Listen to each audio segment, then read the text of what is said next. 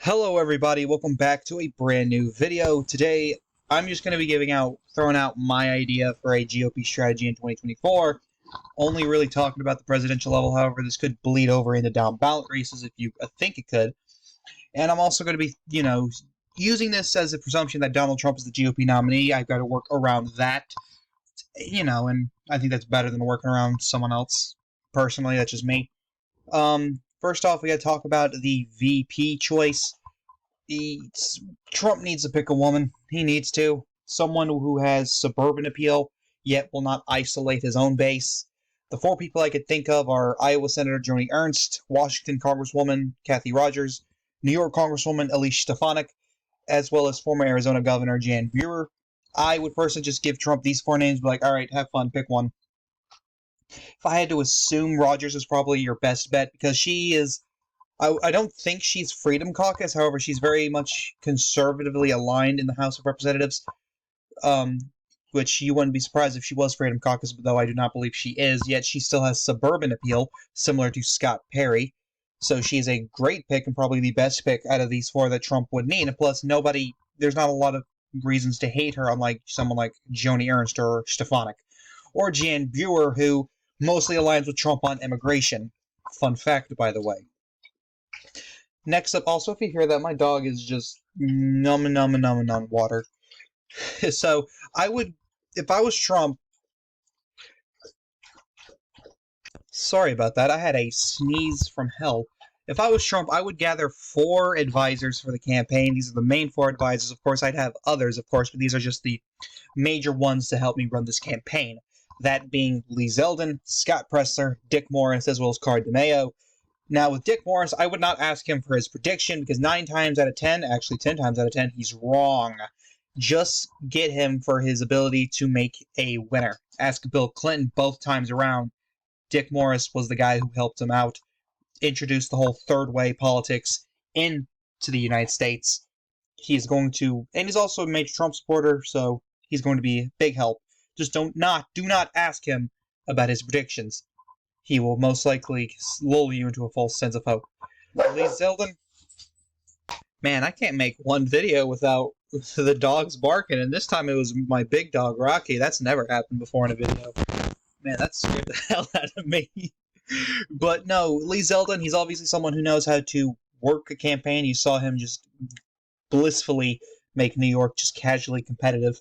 Of course, he campaigned his ass off, and, if you have Lee Zeldin as an advisor, some of that could, work around into a Trump campaign, a hypothetical Trump-Rogers campaign, especially if you're working on kitchen table issues that, Zeldin might tell him to do so. And also, Zeldin is probably smart enough to know probably don't focus on the culture world that much. Scott Presler is here because, he will help you with turnout, registering Republicans, this whole early voting, ballot harvesting strategy that Republicans should be attempting. Trump's endorsed it with Scott Presler. It's all but getting guarantee. Dick Morris, I've already mentioned how, the third way politics helped Bill Clinton become president. You can just have him out there as a, the lesser of the four advisors, but he's still important. And then Carl DeMaio, who is a prominent California Republican who used to be a part of the San Diego City Council and barely lost a mayoral election before Kevin Faulconer took over. He's also been, very prominent in the California GOP. We see how well they're doing. Considering California is a blue state, they're doing really well with ballot harvesting, early voting, good candidates. DeMaio is partially responsible as he's been endorsing said candidates who goes on to win. Look at Young Kim and Michelle Steele, for instance. So, there you go. Also, you've got two gay Republicans on here, Presler and DeMaio. Your biggest problem with that is the fact that you have a conservative base who might not be comfortable with it. However, these two really aren't individuals who go, hey, we're gay. That's a good thing. And they're just like, yeah, I'm gay, but that's not what matters. These issues matter. And I think that's good for a Trump campaign, especially with these guys as advisors. Next is the abortion issue. Stop saying ban abortion or restrict abortion. You are going to make your job a lot harder. There are absolutely ways to work around this. Instead of saying you're pro-life, say you're pro-exceptions. Well, if you're not, then you just don't talk about abortion, moron. Also, say that you support legal abortion before 26 weeks in cases of so on and so forth. 26 weeks is the cutoff point for a third trimester for a pregnancy, and honestly, anything after 26 weeks for an abortion is fucking murder. I think everyone can agree on that. Focus on, when you campaign, say you're wanting to put a focus on reforming the adoption system in the country, even letting gay folk adopt, making adoption easier, and making orphanages less a hellhole and more like a home until a new home arrives for these children. Be careful with your wording. As we saw in Virginia, Glenn Youngkin said we are going to ban abortion after 15 weeks, and Democrats kind of just cut that off and said, and just placed it out, ads with Glenn Youngkin saying we are going to ban abortion. Boom, that's it. Suburbs gone.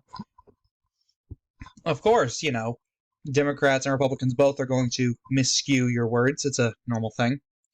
Also, you need to be like, support for paid leave for pregnant mothers. I don't think this will take Trump a lot of convincing.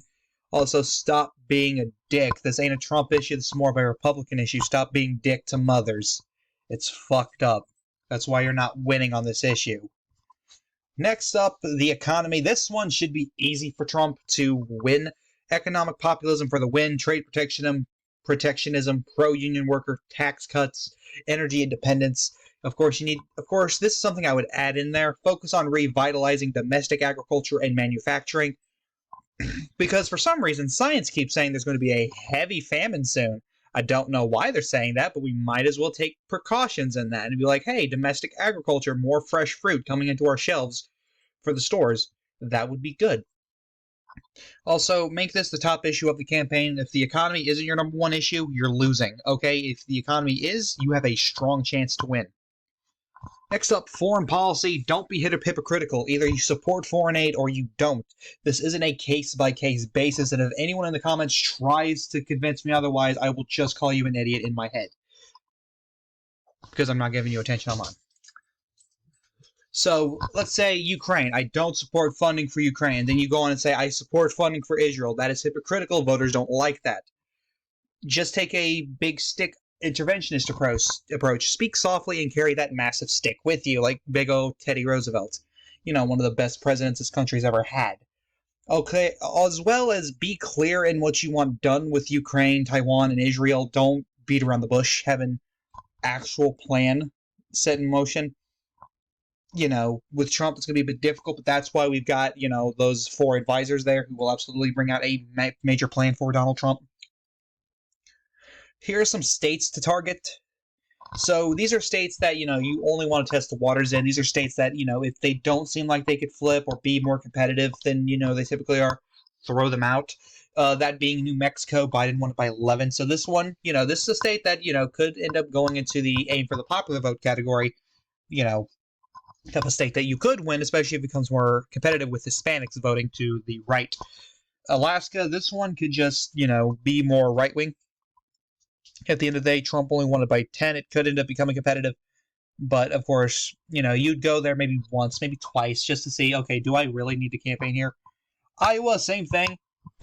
It could end up being a safe Republican state, though I'd campaign there once or twice. Same thing with Missouri, Florida, maybe 3, 4, 5 times. You get Hispanics down in South Florida on your side. Imagine if Miami-Dade flips Republican in 2024 and Florida is still likely are or something. That would be funny. South Carolina, this state is like, Virginia or Georgia or North Carolina. It's trending to the left. So I'd be careful here. Maybe spend a rally or 2 in South Carolina just to bring up the support. Virginia, this one might be long gone. Virginia Beach, congressional districts. Abigail Spanberger isn't running anymore, so maybe campaign there. Ohio, similar thing with, Iowa. Now, this next tier is the aim for the popular vote. If you feel like you've got the Electoral College down in the bag, you want to go for the popular vote, which would give you an even larger Electoral College victory. Trump has that ego. You might want to stroke it a couple times and be like, hey, man, you are good on the Electoral College. Don't you want a bigger victory? Well, yeah, I do. That's why you want to go for the popular vote, a bigger victory. Oh, that's a beautiful, beautiful idea. Sleepy Joe's not going to know it hit him. Aim for the popular vote. Minnesota, absolutely. I think Trump is going to be campaigning here regardless. Biden ended up winning it by 7, and if honestly, I think worst case scenario for the Democrats, they win it by a tilt margin.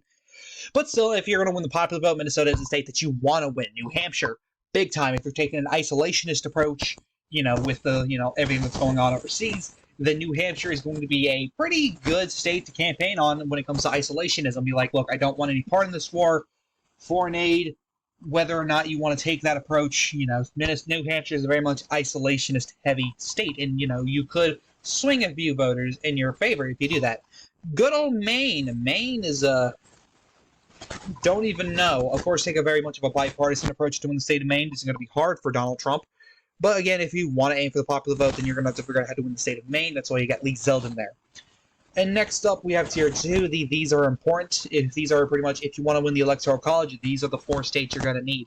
Arizona, Texas, Georgia, Michigan. Arizona, Biden won it by a tilt margin. This is going to be hard for Trump, I could only imagine, because he's pissed off so many suburban Republican voters. Just get lucky. Hopefully, just hope and pray that Hispanic voters swing the state back in your favor. That's the best I can say. If I was, basing this around someone like Ron DeSantis or Nikki Haley, then this would be a lot easier to explain. But I'm not. Texas, the state that Trump won by 5. A lot of people are saying it's going to end up, being pretty static in 2024 due to the suburbs moving left and Hispanics trending right. Again, you want to focus on Hispanics and, rural margins. Of course, the Rio Grande Valley is going to be your best friend this election cycle. You want to spend a lot of time there, as well as competitive electoral districts or congressional districts, most of which are in the Rio Grande Valley. Next up, the state of Georgia. This is a state that is rapidly trending to the left due to the Atlanta suburbs.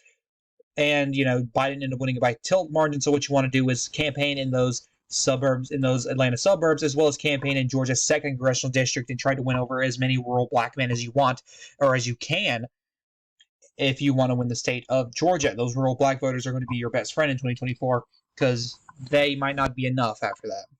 Next up, the state of Michigan, white working class voters, the suburbs, so on and so forth. Rural voters in Michigan, especially since rural voters in the Rust Belt aren't maxed out yet.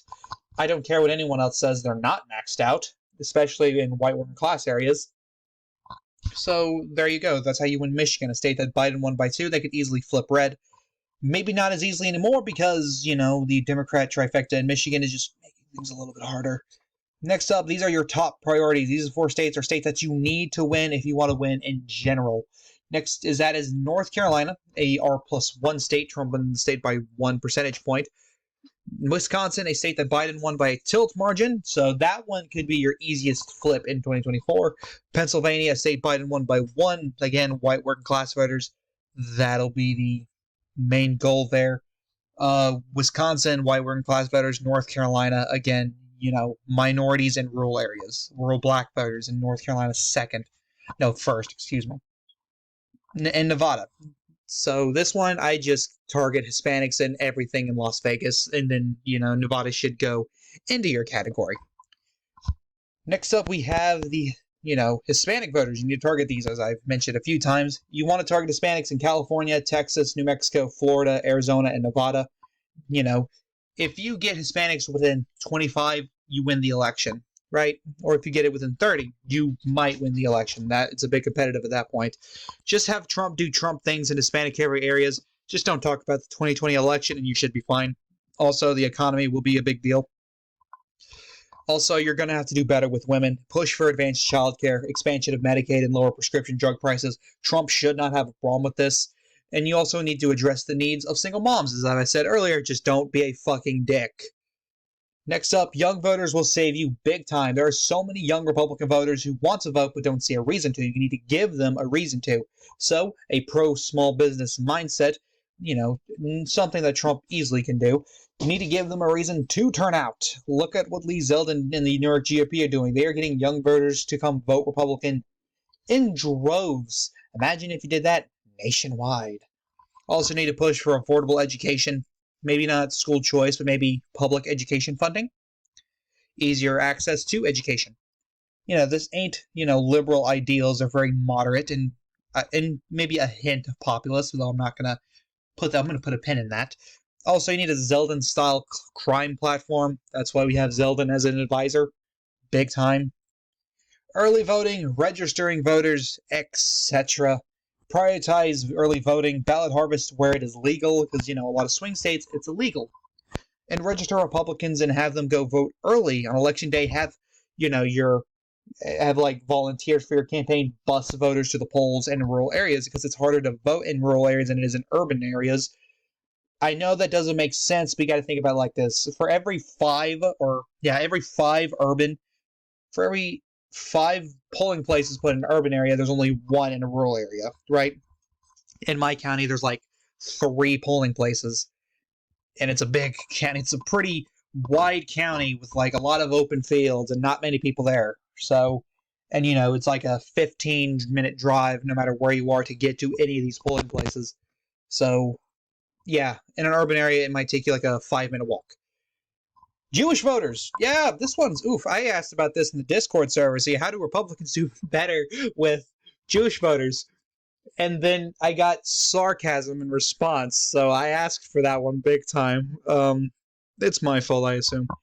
Engage with Jewish voters and organizations throughout the campaign. Lee Zeldin did very well with Jewish voters, and, as we're seeing with all these pro-Palestine riots and protests in D.C., yeah, they'll move at least 1 point to the right, just 1 point. But 1 point is still quite a bit good, very good for you anyway. Next up, you can't win. This is the last one. You can't win without independence. You need to focus on fiscal responsibility, government transparency. This one can backfire, especially with Donald Trump on the ticket. And highlight an infrastructure plan, because honestly, independents care about bread and butter issues. You need to focus on that if you really want to win them over. You can't win without independence. Sorry to tell you that. So what did you guys think of my strategy? Did you love it? Did you hate it? Do you think I'm just being too much of a you just want to win kind of guy? Because I have a big problem with just wanting to win, apparently. I ain't mad. I think it's funny. But what do you guys think? What do you guys think about this? Don't forget to like, comment, and subscribe. This is the Khaotic one saying peace.